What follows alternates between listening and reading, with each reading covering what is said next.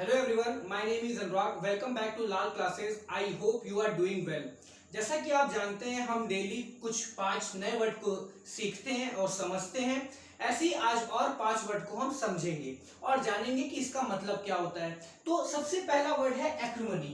एक्रिमनी मतलब होता है बिटरनेस और इल फीलिंग, बहुत ही खराब तरीके से फील करना, उसे हम कहते हैं एक्रिमनी। अब इससे रिलेटेड सेंटेंस है the dispute was settled without acrimony. अब जो मतभेद था उसको सेटल कर दिया गया, उसको क्लियर कर दिया गया बिना किसके, बिना डिसएग्रीमेंट के। आप कह सकते हैं कि बिना कोई भी ऐसी इल फीलिंग के।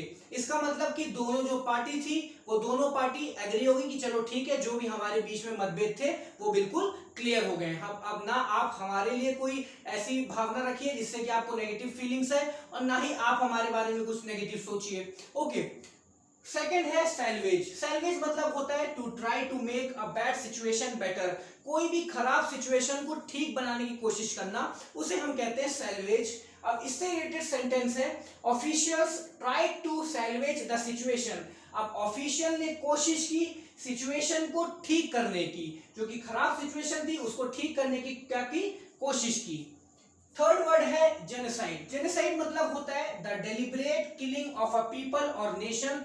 लोगों को जानबूझ के मारना, उसे हम कहते हैं जेनोसाइड। इससे रिलेटेड सेंटेंस है armed troops are being sent to end the dictator's genocide that has resulted in the deaths of over 20,000 people. अब आर्म्ड ट्रूप्स, इसका मतलब कि वो जवान को भेजा गया जो अपने साथ गन वगैरह लेके गए, उनको भेजा जा रहा है क्या खत्म करने के लिए, डिक्टेटर्स के द्वारा जो जेनोसाइड किया गया है। डिक्टेटर वो होता है कि एक एरिया का जो राजा आप कह सकते हैं, जो कि वहां पर अपनी पावर को यूज करता है, जो कि वहां का राजा होता है और जो भी वो कहता है वहां पर उनकी जितने भी मिनिस्टर्स होते हैं वैसे ही करना पड़ता है। तो डिक्टेटर्स ने वहां के लोगों को क्या मारना स्टार्ट कर दिया, जेनोसाइड करना स्टार्ट कर दिया। तो इसको खत्म करने के लिए आर्म ट्रूप्स को भेजा जा रहा है। अब जेनोसाइड से क्या हुआ, that has resulted in the deaths of over 20,000 people.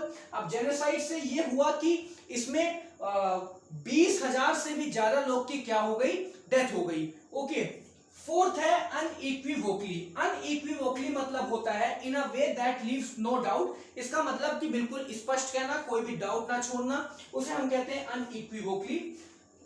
Fourth sentence है we are unequivocally in favour of the changes. हम बदलाव के बिल्कुल स्पष्ट फेवर में हैं। इसका मतलब कि हम चाहते हैं कि बदलाव हो।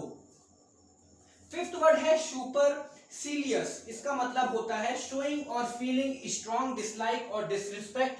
कोई की डिसरिस्पेक्ट करना, घमंड दिखाना, उसे हम कहते हैं सुपरसिलियस।